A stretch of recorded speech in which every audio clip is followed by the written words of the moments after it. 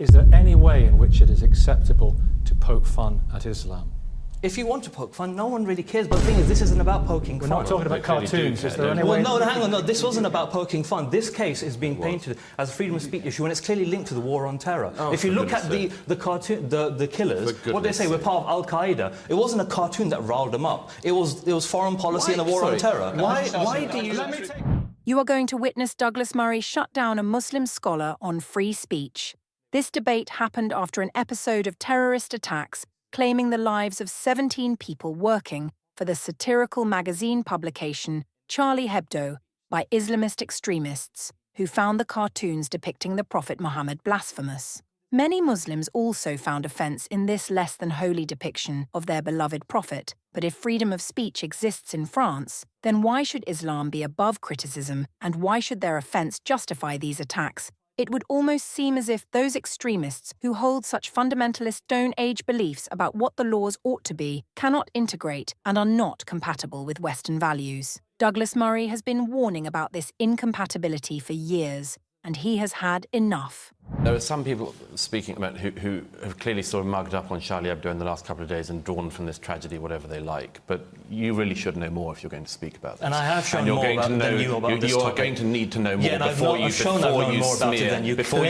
dead I'm not smearing. I'm not smearing all dead people. One thing you may not be aware of. One thing you may not be aware of, but it's worth throwing into the discussion, is that there are laws on the continent, particularly to do with anti-Semitism and particularly to do with the Holocaust.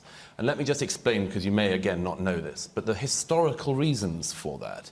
France has historical reasons to be incredibly sensitive of anti-Semitism in particular, because within people's living memory, tens of thousands of Jews were put on trains and slaughtered. So we shouldn't be sensitive of Islamophobia? No, let me explain. Well, we shouldn't be sensitive of it. There's a secret website called Google. Let me finish the point I'm making. There are very specific reasons. There are very specific reasons. There are very specific reasons in France and Germany why some of those laws exist. But let me get back to the main point which you've been trying to divert us from. That's this. What is going on with this is an attempt not to make Islam be treated differently, not to making Charlie Hebdo. It wasn't to treat Islam differently or Muhammad. It was to treat Islam exactly the same way that secular free people have the right to talk about every religion. And this gentleman and others are trying through the front door, some people through the front door with Kalashnikovs and others through the back door with this kind of weasel talk. What they do is try to make one religion free from being able to be criticised, and it must be stopped. Well, people that are so insensitive are with you. Douglas Murray does not hold back. Satire stands out as a powerful tool for societal reflection, empowering individuals to question power structures, dogmas, and societal norms. History shows countless instances where satire and criticism have driven social and political reform.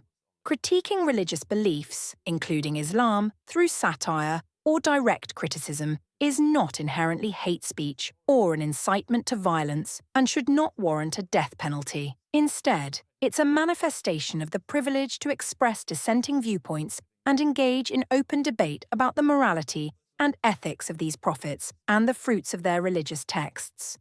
It's crucial to distinguish between mocking a religion or its figures and inciting hatred or violence against its followers.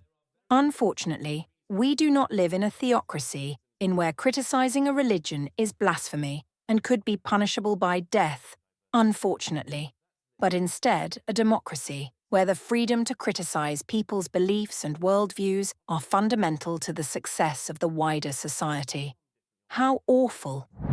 Raza Nadim, I come to you because you are scowling. Yeah, because I disagree with everything he said so far, because... Everything? Yeah, most of what he said, because I stopped listening after a while because it just didn't make sense. When he talks about we should, you know, the news, Charlie Hebdo published whatever they wanted, that's rubbish. They were overtly racist towards Muslims. They were always lampooning Arabs and being overtly racist in most of their publications, and it smacks of hypocrisy because they were prepared, in the name of freedom of speech, to sack a journalist who wrote a column that they considered to be anti-Semitic. So how come there's a line there, but when it comes to Muslims, it doesn't matter, take it on the chin. Why are we treated differently from others? Could I just answer that? He was charged with a hate crime as well. Sorry, it's really rich. There are 12 people dead. Oh, please, no, don't try to use their deaths. No. Just don't. Please, just don't try, because I just give you an example where they did... No, let me finish my point. Right. The clear example where they don't care for freedom of speech. Okay, on that example, Douglas will address that example. If he doesn't, we'll make him. And then I'll come back to you and ask you another question. A dozen people were killed, and they're now being smeared as racists, like this gentleman here. And I think that's intolerable. No, I did not. He clearly knows nothing about Charlie Hebdo. I just gave you an example. Nothing about France, nothing about French traditions of free speech. Charlie Hebdo is a left-wing, anti-racist publication.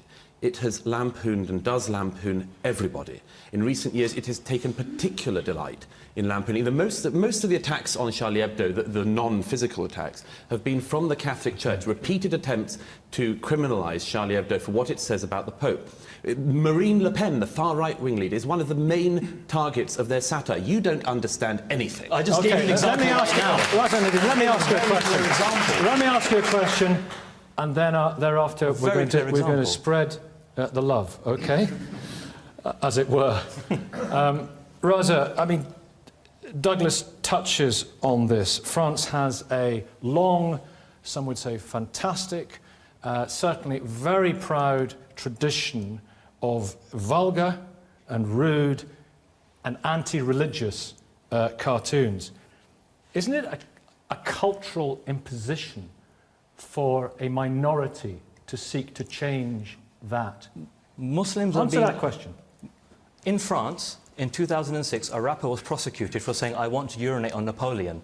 So where's this, in believing in a person, we can offend whoever we want? It's rubbish. Muslims are being asked to believe in freedom of speech more than others are, because in France they're prepared to prosecute an individual on that basis. They've banned comedians that they consider to be anti-Semitic. Now, I'm saying it's right, if someone's being anti-Semitic, stop them. But when we're saying someone is being Islamophobic and anti-Muslim, we're saying we're taking the chin. Why are we treated differently? If it's unacceptable, as many people feel it is, many people find it deeply offensive to see cartoons of the Muslim prophet Muhammad.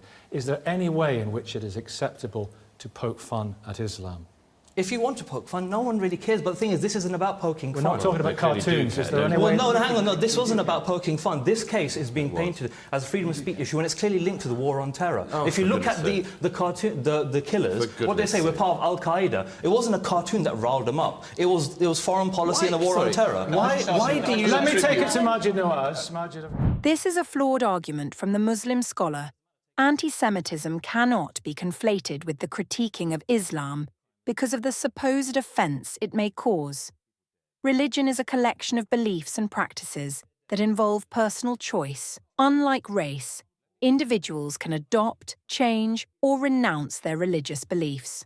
When we criticise or satirise a religion or any belief system, we are challenging ideas, not attacking an unchangeable aspect of a person. This distinction places religious critique squarely within the realm of free expression. Douglas Murray argues that the freedom to critique religion is not an act of racism, but a fundamental part of free speech, fostering dialogue and encouraging the evolution of thought. First of all, we have to remember what's going on here. This is an attempt, a very clear, very bloody attempt, to impose Islamic blasphemy law in France and across Europe. And it has to be stopped. That's why these men did it. That's why the journalists of Charlie Hebdo are dead. An attempt to impose Islamic blasphemy law in Paris. The problem is that unless you have an I am Spartacus, as you say, tactic on it, it's not worth any one individual or any one, well, let's put it this way, no one publication doing it, because, after the Danish cartoons affair, Charlie Hebdo was the only paper in the world, really, that continued to say it is our right as secular French citizens to draw, lampoon, laugh at, write about whatever we want. We're free people in a free society. They were the only ones who held on to that. And obviously on Wednesday morning we know what happened as a result. So any one publication would, I think, undoubtedly put its staff at considerable risk. That's why I've suggested this week, repeated what Ayaan Hirsi Ali said after the Danish cartoons affair. We have to spread the risk around. The free press in the free world has to spread the risk around. Our freedoms hang on this. It cannot be left to a single individual or a single publication, a single satirical magazine, to hold the line for all of our freedoms.